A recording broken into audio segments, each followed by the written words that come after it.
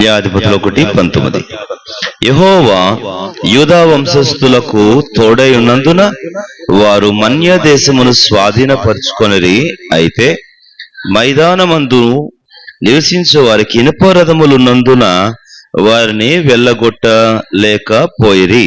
మోషే చెప్పినట్టు వారు కాలేబుకు హెబ్రోనును ఇయ్యగా అతడు 3 అనాకీలను అక్కడి నుండి పారద్రోలి దాన్ని స్వాధీనపరుచుకొనెను. యెరూషలేములో నివసించు యెబూసీయులను బెన్యామీనీయులు వెళ్ళగొట్టలేదు. యెబూసీయులు బెన్యామీలతో కూడా నేటి వరకు యెరూషలేములో నివసించి ఉన్నారు.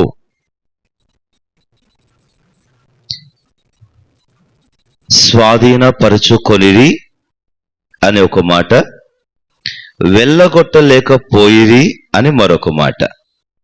ఈ రెండు కూడా జ్ఞాపకం చేసుకొని మనము ప్రార్థనకు వెళ్దాం. స్వాధీనపరుచుకొనిరి. క్రైస్తవ జీవితంలో ఆత్మ సంబంధమైన శ్రేష్టమైనటువంటి ఆశీర్వాదాలను, వరములను, ప్రత్యక్షతలను క్రీస్తు యేసునందు స్వాధీనపరుచుకొనవలసిన వారం మనం. ఒక సందర్భంలో యెహోషువతో దేవుడు అంటాడు, నీవు చాలా కాలము గడిచిన వృద్ధుడవు, అయినా కూడా నీవు స్వాధీనపరుచుకోవలసిన చాలా దేశం ఇంకా మిగిలి ఉన్నది అని అన్నాడు. యెహోషువ గ్రంథం 13వ అధ్యాయము 1వ వచనం. యెహోషువ 13:1.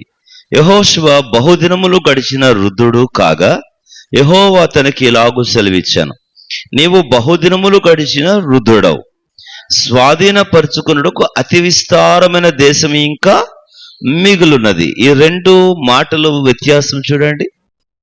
నీవు చాలా కాలము గడిచిన వృద్ధుడవు అంటే దాని అర్థం నీకేమో కొంచెం సమయం ఉంది. మరి రెండవ మాట ఏంటి?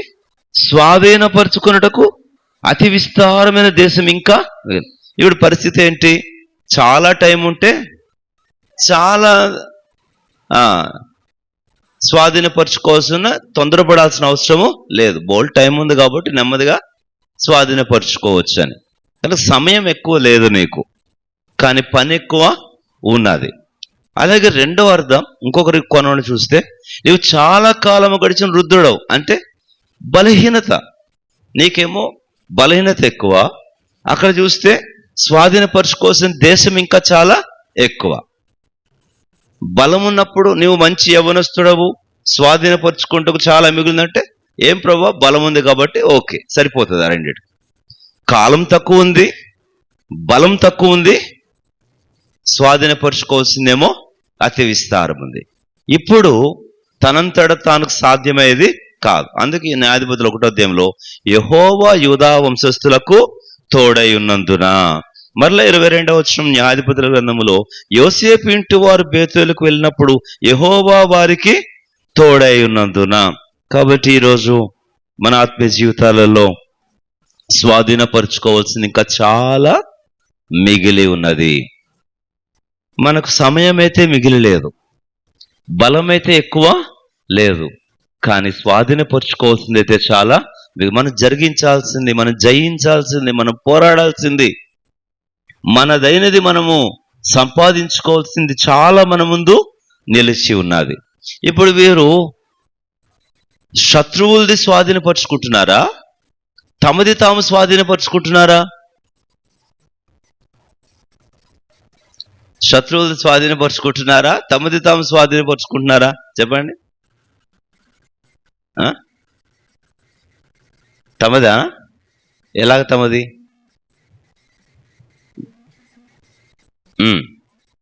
ఇప్పుడు ఇశ్రాయేలీయులు ఐగుప్తుల నుంచి వచ్చారు, వచ్చి కనాను అనే ప్రాంతం అంతటిని స్వాధీనపరుచుకుంటున్నారు కదా. 420 సంవత్సరాలు ఐగుప్తులో బానిసలుగా ఉండి ఈ కనాను దేశం అంతా స్వాధీనపరుచుకుంటున్నారు.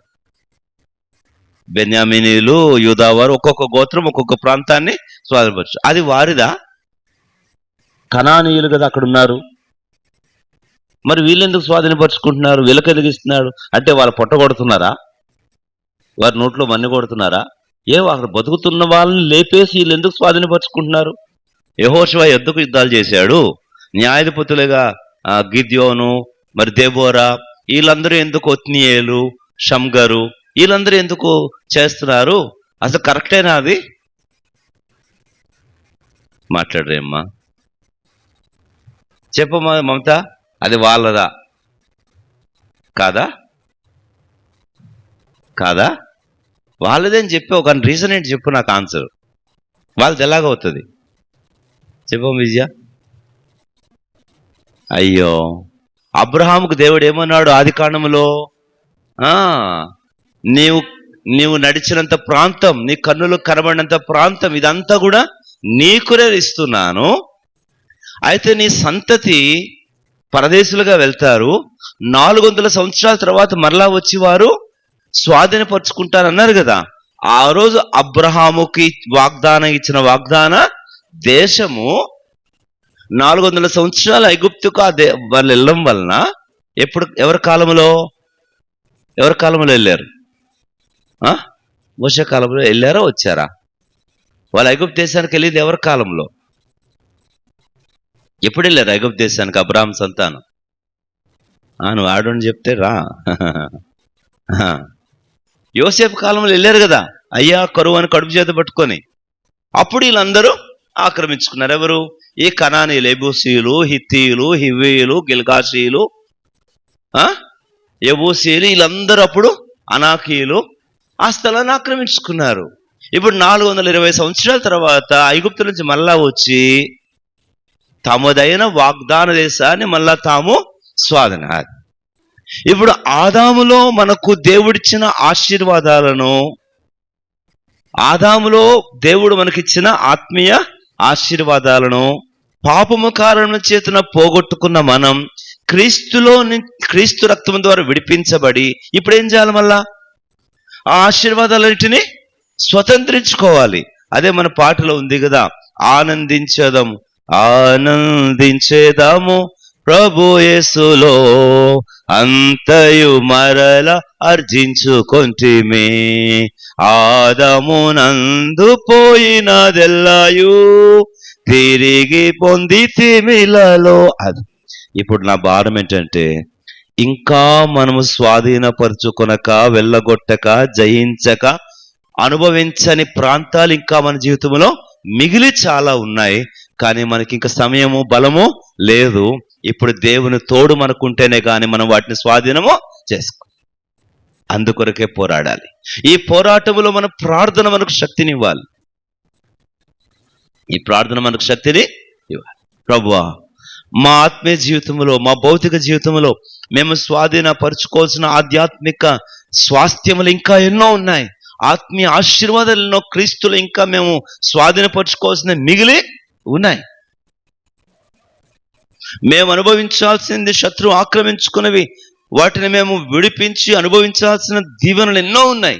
వాటి కొరకైనా మా పోరాటములో నీ తోడు మాకు అవసరం. మేము ఏది మా కొరకు కేటాయించబడిందో వాటన్నిటినీ స్వాధీనపరుచుకునేందుకు ఆనాడు వారికి మీరు తోడై ఉండి సహాయపడినట్లే ఈరోజు నా జీవితాన్ని కూడా మీరు సహాయపడి ప్రతి ఆశీర్వాదం క్రీస్తునందు నేను స్వతంత్రించుకున్నట్లుగా నన్ను బలపరచండి. క్రీస్తులో నా స్వాస్థ్యాన్ని నేను అనుభవించాలి. క్రీస్తులో నా భాగమును నేను ఆస్వాదించాలి. క్రీస్తునందు నా వంతు నేను ఆరగించాలి. ఆత్మీయతలో నా ప్రత్యక్షతను, వరమును, శక్తిని, స్థానాన్ని, ఆశీర్వాదాన్ని నేను పూర్తిగా సొంతము చేసుకోవాలి. రక్షణ పోరాడితే వచ్చేది కాదు, స్వాస్థ్యం పోరాడితేనే వచ్చేది. రక్షణ ఉచితంగా ఇవ్వబడింది, కానీ ఆశీర్వాదం యుద్ధం చేస్తేనే అనుభవించేది. ఆ మధ్య కాలంలో ప్రభు ఒక తలంపిచ్చాడు. ప్రభువా, నాకు కిరీటం ఇవ్వు, సింహాసనం ఇవ్వు అని అడిగితే, ఎస్ తప్పకుండా ఇస్తానని చెప్పి ఒక మంచి బంగారు సింహాసనం తీసుకొచ్చి, ఒక మంచి కోహినూరు డైమండ్ ఉన్న కిరీటం తీసుకొచ్చి రా కూర్చో అంటాడా? ఏం చేస్తాడు? వెంటనే నీకు కిరీటం కావాలా? తప్పకుండా ఇస్తాను. సింహాసనం కావాలా? అది నా చిత్తం. అయితే ఇదిగో యుద్ధం ఇచ్చాను. ఏమిస్తాడు? యుద్ధం ఇస్తాడు. శత్రువుని తీసుకొస్తాడు, పోరాటాన్ని తీసుకొస్తాడు. నువ్వు అడిగింది ఇదే కదా అంటాడు. నేను శత్రువుని ఎందుకు అడిగాను? నేను సింహాసనం అడిగానంటే సింహాసనానికి దారి ఇదే, సింహాసనానికి దారి ఇదే, కిరీటానికి మార్గం ఇదే. లూకాసు వార్త 24వ అధ్యాయం, లూకాసు వార్త 24వ అధ్యాయం. కనుక శ్రమ, పోరాటము, యుద్ధము, సంఘర్షణ ఇదంతా కూడా స్వాస్థ్యము కొరకైన మార్గమే. లూకా 24వ అధ్యాయం 26వ వచనం. క్రీస్తు ఇలాగు శ్రమపడి తన మహిమలో ప్రవేశించిన అగత్యము కనుక శ్రమయే మహిమలో ప్రవేశించుటకు మార్గం. శ్రమయే మహిమకు మార్గం. ఈరోజు మన జీవితంలో దేవుడు ఒక శ్రమ ఎందుకు ఇచ్చాడు? దేవుడు ఒక యుద్ధాన్ని ఎందుకు పెట్టాడు? ఒక పోరాటాన్ని ఎందుకు ఇచ్చాడు? ఒక శత్రువుని మన ముందు ఎందుకు నిలబెట్టాడు? ఆ మధ్య కాలంలో ఏలియాకి కాకులను పంపించి పోషించినట్లుగా నీవు కూడా మాకు కాకులను పంపించి పోషించు ప్రభువా అని ప్రార్థన చేస్తున్నారు. ఏలియా కాకులు వచ్చి పోషించినట్టుగా నీవు మాకు కూడా కాకులతో ఆహారాన్ని పంపించు ప్రభువా అని చెప్పి ఈ కిటికీలో చూసారు, ఆ కిటికీలో చూసారు, చూస్తే కాకులు వస్తాయా? మరి ఆదాముకి ఏం చెప్పాడు? నువ్వు చెమట కార్చి భూమిని సేద్యపరిచి ఆహారము తిందు. మరి ఆజ్ఞొద్దు కానీ ఆశీర్వాదం మాత్రం కావాలి. ఆ ఆజ్ఞొద్దు ఏది? చెమట కార్చాలి అన్న ఆజ్ఞొద్దు కానీ కాకులు వచ్చేయాలన్న ఆశీర్వాదం మాత్రం వచ్చేస్తుంది. ఏలియాకు కాకులు పంపించిన సందర్భం అది కేవలం దేశమంతా కరువుతో ఉన్నప్పుడు ఆశ్చర్యకరమైన సహాయం. దేశమంతా కరువుతో ఉన్నప్పుడు ఆశ్చర్యకరమైన సహాయం. అది సందర్భోచితమైన ఆశ్చర్యం అంతే. అది సహజమైనటువంటి ప్రక్రియ కాదు. అదే ఒక నిర్దిష్ట సమయంలో దేవుడు చేసిన అది. ప్రతిరోజు అలాగే కాకులు పంపించమని నేను మాత్రం కడుపులో కదలకుండా కూర్చుంటానంటే అవుతుందా? నువ్వు ప్రయాసపడి చెమటోడ్చి నీ చేతుల కష్టార్జితం అనుభవించదు అన్నాడు దేవుడు. కాబట్టి ఈ రోజుల్లో చాలా ఆత్మీయ జీవితంలోనైనా భౌతిక జీవితంలోనైనా ఆశీర్వదించబడేది, సమృద్ధి పొందేది, ఐశ్వర్యం పొందేది, గౌరవం పొందేది, సమాజంలో మన్నన పొందేది, ఒక చక్కని స్థానమును సంపాదించుకునేది ఎవరు అనంటే ప్రయాసపడేవారే. అటు సేవలోనైనా ఇటు భౌతిక జీవితంలోనైనా. మొన్న మధ్య ఒక యవనస్తుని తన్నాను. దేవుడు నాకేం సహాయం చేయట్లేదన్నా, నెలంతా పెద్దగా ఏమి నాకు రాబడి రావట్లేదన్నా అన్నాడు. ఈయన 9 గంటలకు లెగిస్తాడు, 9:15, 9:30కు లెగిస్తాడు. బాత్రూంలోకి వెళ్ళి అరగంట కూర్చుంటాడు. ఏమి బయటకు వచ్చి నాకు పని ఎవరు ఇవ్వలేదంటాడు. పని ఎవరు ఈరోజు పని లేదని మళ్ళీ ఇంటికి వచ్చి క్యారేజ్ ఓపెన్ చేసి భోజనం చేస్తాడు. దేవుడు మళ్ళీ ఏం చేయలేదంటే దేవుడు ఇవ్వడు. దానికి తోడు ఎమ్మట ఏమైపోయింది? సహజంగానే భార్య గౌరవం కూడా ఇవ్వట్లే. ఎవరికైనా గౌరవం దేని బట్టి ఉంటుంది? స్త్రీకైనా పురుషునికైనా తమ బాధ్యత నెరవేర్చే దాన్ని బట్టే వారికి ఏమొస్తుంది? గౌరవం వస్తుంది. ఇంట్లో పనుల విషయమే బాధ్యత నెరవేర్చే స్త్రీకి భర్త నుంచి గౌరవం వస్తుంది. బయటికి పోయి తన పనులు సమర్థవంతంగా చేసే పురుషునికి భార్య దగ్గర నుంచి గౌరవము వస్తుంది. ఇవన్నీ కోల్పోయి మళ్ళీ నెపం మాత్రం ఎవరి మీద? దేవుడు సహాయం చేయట్లా. నేను అన్నాను, దేవుడు నీకు చక్కని శరీరాన్ని ఇచ్చాడు. ఏ అవయవ లోపం ఉందా? ఏమి లేదు. దేవుడు నీ శరీరానికి చక్కని బలం కూడా ఇచ్చాడు. ఇవ్వలేదా? ఇచ్చాడు. నీ శరీరంలో దేవుడు 11 గ్రాముల బరువు ఉన్న ఒక మెదడు కూడా పెట్టాడు. పెట్టాడా? పెట్టలేదా? పెట్టాడు. అంటే దానికి కొంత జ్ఞానం కూడా ఇచ్చాడు. ఇవన్నీ ఇచ్చి ఉదయాన్నే లెగమంటే లేకపోతే మళ్ళీ దేవుడు నన్ను పోషించట్లే, దేవుడు నాకు సమృద్ధి ఇవ్వట్లంటే దేవుడు అంగీకరిస్తాడా? కనుక మన జీవితంలో భౌతికంగా ఆత్మీయంగా ఇంకా చాలా మిగిలి ఉన్నది. మనం చేయవలసింది ఎంతో ఉంది. అందుకే ఒక భక్తుడు అన్నాడు, సాధించేందుకు సమయం ఎప్పుడు ఆలస్యము కాదు, అది ఇప్పుడైనా ప్రారంభమే అన్నాడు. It is never late to gain and earn, to decide and arise. నువ్వు లేవడానికి, నిర్ణయించుకోవడానికి, సంపాదించడానికి, గెలుచుకోవడానికి, అనుభవించడానికి ఆలస్యమేం కాదు. ఇప్పుడు కూడా ఇది కూడా సమయమే. కనుక ప్రార్థన చేద్దాం, ప్రభు ఆత్మను సంపాదించుకోవడానికి, ఆత్మీయతను సంపాదించుకోవడానికి, అంతేకాదు ఈ భౌతిక లోకములో ఆశీర్వాదాలను సంపాదించుకోవడానికి, అంతేకాదు ఈ సమాజంలో అర్హతను సంపాదించుకోవడానికి, అంతేకాదు నీ వాక్యములో నుండి అనుభవాన్ని సంపాదించుకోవడానికి. ఒకటేంటి? ఆత్మలను. రెండవది ఏమిటి? ఆత్మీయతను. మూడవది ఏమిటి? ఆశీర్వాదాన్ని లేక ఆహారాన్ని. ఆశీర్వాదాన్ని లేక ఆహారాన్ని. నాలుగవది ఏమిటి? మనం అర్హతను. స్థానమును, స్థాయిని.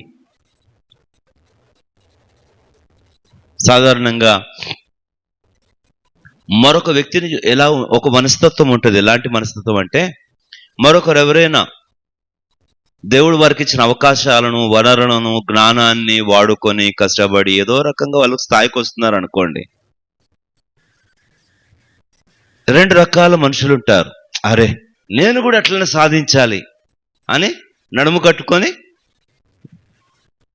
తీర్మానించుకొని పూనుకునేవారు. మరొక రకం ఉంటుంది, ఏంద్రా వీళ్ళకి ఆశపడేవారు ఒక పక్క ఉంటారు, అసూయపడేవారు మరొక పక్కన ఉంటారు. మూడో గుంపు ఉంటుంది, ఏంటి తెలుసా? మనకు అనవసరం. ఈ గుంపు ఏముంటుంది? అబ్బే మనకి ఇవన్నీ మనకు అనవసరం, అయితే ఐదులేండి అంటే వాళ్ళు కనీసం దాని మనసులో కూడా అటు ఆశపడరు మనం ఆ స్థాయికి పోవాలని, ఇటు అసూయపడరు, కనీసం దాన్ని ఆలోచించను కూడా ఆలోచించరు. ఆశపడేవారు కాదు, అసూయపడేవారు కాదు, ఆలోచన చేసేవారు కూడా కాదు. అట్టనే పోతారు. అదంతా కాదులేండి. ఈ భయంకరం. మరి ఆశపడేవాడైనా చేరుకుంటాడు, అసూయపడేవాడైనా అసూయతోనైనా సంపాదించాలి, స్థాయికి రావాలనుకుంటాడు. కానీ మూడో రకం మాత్రం అక్కడే ఉంటారు ఎన్ని సంవత్సరాలు పోయిన. విశ్వాసంగా మనం ఎలా ఉండాలా? అసూయపడే వారికి ఉండకూడదు, ఆలోచన లేని వారికి ఉండకూడదు. కానీ ప్రభువా, ఆత్మల కొరకు ఆశపడతాను, ఆత్మీయత కొరకు ఆశపడతాను, ఆశీర్వాదము కొరకు ఆశపడతాను, అర్హత కొరకు ఆశపడతాను, అనుభవము కొరకు ఆశపడతాను. వాక్యము, వాగ్దానాలు అనుభవంలోనికి రావాలని ఆశపడతాను, పోరాడుతాను, దాన్ని నేను స్వాధీనము చేసుకుంటాను. ఒక వాగ్దానం ఉంది, ఈ వాగ్దానము నా వినికిడిలో ఉంటే కాదు, అది నా అనుభవంలోనికి రావాలి. నేను ఈ వాగ్దానాన్ని అనుభవించాను, నేను ఈ వాక్యాన్ని అనుభవించాను అని చెప్పగలిగే స్థాయిలోనికి రావాలి.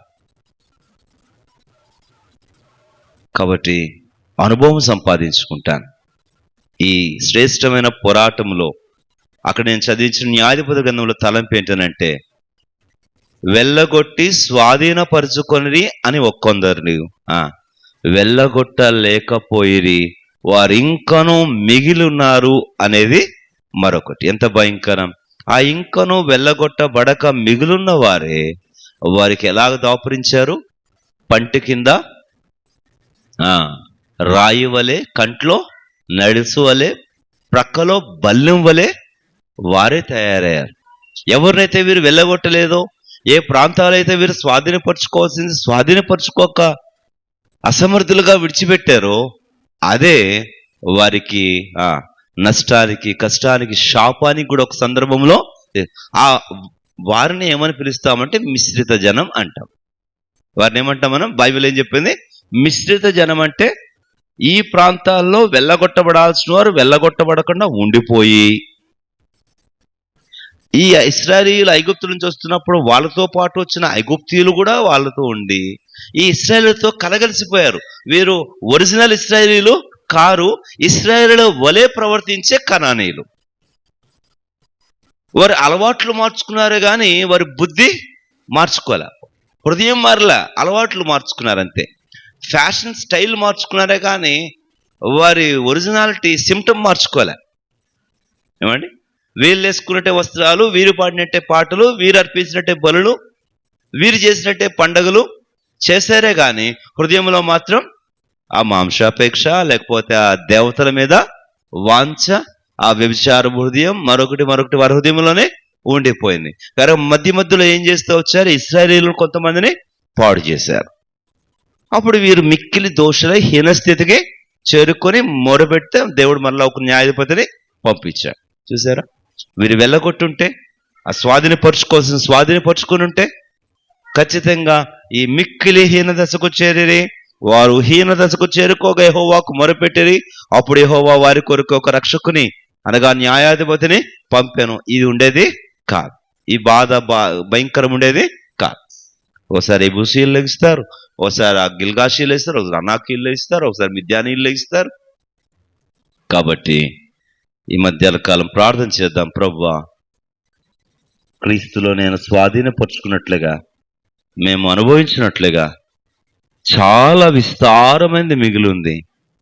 మా సమయం, మా సామర్థ్యం సరిపోదు ప్రభువా. నీవు తోడై ఉంటే ప్రతి ఆశీర్వాదాన్ని స్వాధీనపరుచుకోగలం. మీరు మా కృప చూపించండి, తోడై ఉండండి. మీ బలము చేత బలము నొంది మేము సైన్యములను జయించగలం.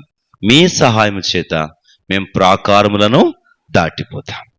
మీ బలము, మీ సహాయం మాకు అందించండి. సంఘంగాను వ్యక్తిగతంగాను ప్రతి విశ్వాస జీవితంలో వారింకా మిగిలిన ఆశీర్వాదాలు, వారు చేజిక్కించుకోవాల్సినటువంటి దీవెనలు ఎక్కడ ఇంకా వారి వంతు కాలేదో, సొంతము కాలేదో వాటన్నిటిని అనుభవించినట్లుగా కృప చూపించమని ప్రభు చేతికి అప్పగించుకుందాం. ప్రభు సహాయం చేయనుగాక. ప్రార్థన చేసుకుందాం.